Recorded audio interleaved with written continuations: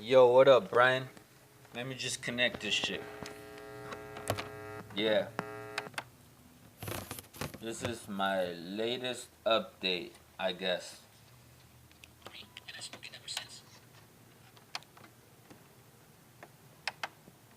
Speak Spanish. Check. Hey, I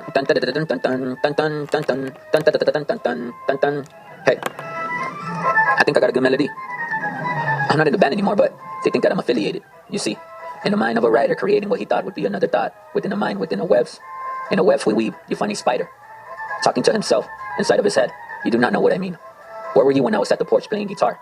At 8:15, take away bar. At 8:15 bar. At 8:15 bar. At 8:15 bar.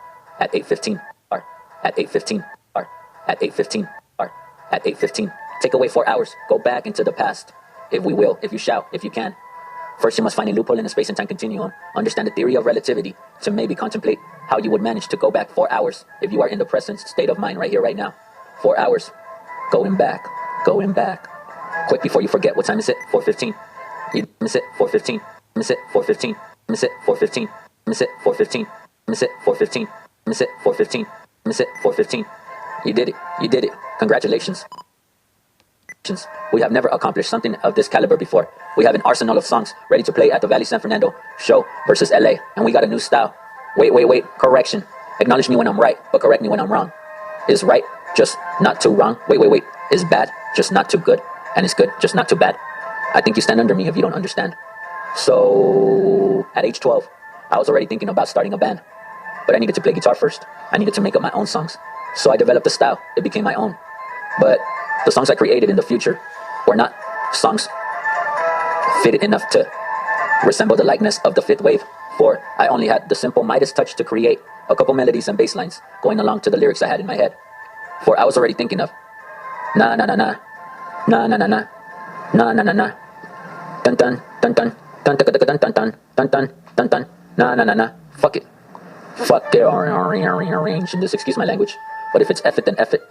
Well, now you're speaking my language. Imagine if I put your dead body under them white sheets with no blanket, and then the ambulance puts you in the back of the ambulance, and then the sirens go off. Wheel, like a cop car chasing it too. A horn of a driver in a truck passing by. I wonder what cargo he has. Anyways, back to my story.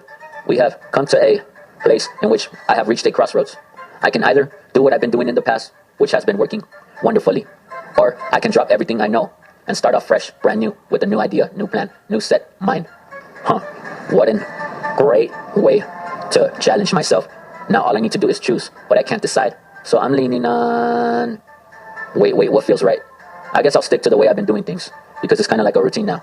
I freestyle, I don't write it down, but if I did, I would grab my yellow legal pad and start jotting this shit down, because it sounded like a story to be told around a campfire. A story riddled with fear, a horror and terror that will modify the listener's ear, and a echo that will reverberate through the walls in which... Wait, Julian, what's wrong with that thought, Julian? Why don't you use that idea first, Julian, in chronological order, Julian? The way in which I go from here to there, from after to the present time to the moment here and now, is just the way I do things. I guess that's the way I storytell. The coming and goings of my story makes it feel like it's just a deja vu resemblance of something that occurred maybe yesterday, maybe not too far from tomorrow. But this thought was established in 1997, when I was already singing something about killing somebody at the age of 3 and having guns and being like Pancho Villa, a little kid, but still a killer. Learned to speak English at the age of 3, and I spoke it ever since. I disguised my native language, by saying I did not know how to speak Spanish. So they always thought all I knew was English. Little did they know I would communicate in secret to my faithful companions, my dearest, closest friends, in my native language, and to everybody else that interrogated me or wanted to get information out of me. I spoke in English. Now you know, if English was my second language, I would not be half as good at speaking it as I would be speaking Spanish. So I will be like, me, Julian, yo no sé hablar inglés. And then I'll be like, wait, go back, return, rewind. Right before you forget, what was I talking about? Me, Julian, me no speak Spanish. Then they'll be like, what are you talking about? Yo no sé hablar inglés. Me no speak Spanish. What you say? I forgot. Forgive and forget. I already forgot. Remember what you forget. It's easy to write something if you put some thought into it. But this is the result of difficult writing, resulting in easy reading for the reader. When the listener and the writer or the reader all get together and communicate, and it's sounding like they're having a conversation, then they are having a meetings of the minds. Let me just tell you this. One person that has sparked my mind with inspiration and illuminated my darkest realms of my subconscious is Brian Owens. He is impeccable with each and every word, and everything he writes is concrete. Me being the polarity of the opposite, but still alike. We have many similarities, but still we are different. We are unique to our basic imperfections, and me being me, I am abstract with the way I think. So Brian is structured. He knows where he's going, and he knows how to get there, and he's on the way, and he's not letting anybody derail him from the path. Not even me. And me, I just open up the door and walk out. And if it wasn't for Brian leading me towards the way of the righteous mind, the right path, I would be wandering forever. But let me tell you this, not everyone who wanders is lost. So Brian thinks in the way of the senses.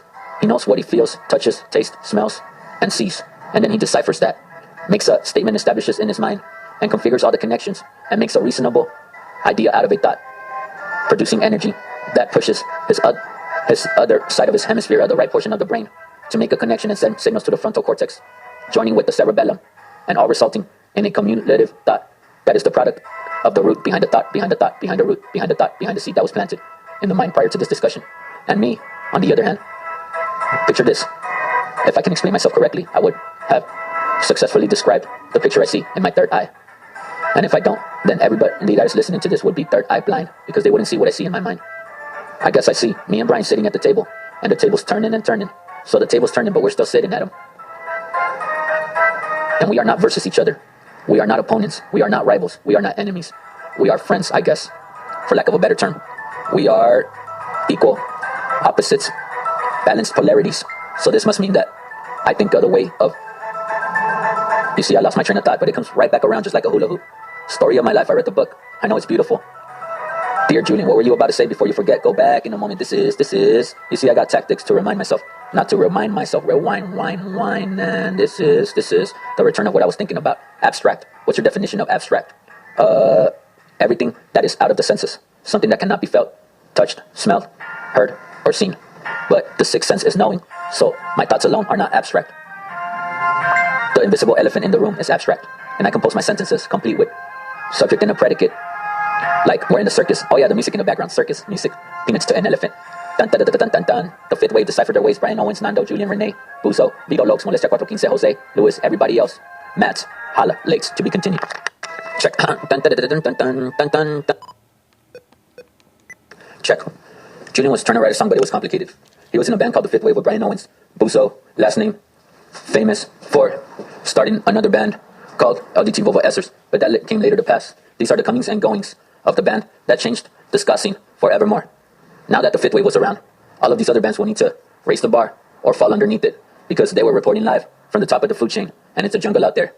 Turn up the volume because radio playing my jam. So the title of the song was No One Likes You. Julian didn't know and had no idea about what lyrics or what the old singer was talking about when he wrote the song No One Likes You. But given the fact that the title will remain, Julian thought about the most unlike species in humanity, and it was easy for him to connect the dots, and his idea developed, and it led him to believe that maybe the cops, police officers, were the most unlike group of people in society. Now, given the fact that Julian was only a minority, he could not think like the majority, but that didn't stop him. He wrote a song for the police officers, or any law enforcement in general, and it went something along the lines of, police officers always want to stop me. I'm tired of telling them what I'm doing, where I'm going, and what I have, what I'm hiding, because I'm not hiding anything. They tell me that the people that I'm with already said that I'm the reason why we did what we did, and that we're leaving the crime scene, trying to dispose of the evidence. But we were already pulled over. I mean, how can we pull up any further? I mean, we're already pulled over. We can't pull up any further. Stupid cops. Wait, that sounded like a movie. Yeah, the fifth wave was doing things you only see in movies. Now it came to pass that orange in this. Julian tried to rhyme with orange, and he just had an original thought, and then he went with it. I guess the story will continue because I will leave it up to that. Put the pen down when I run out of inspiration. When I have motivation enough to discontinue this procrastination, I will get my legal pad and start writing again.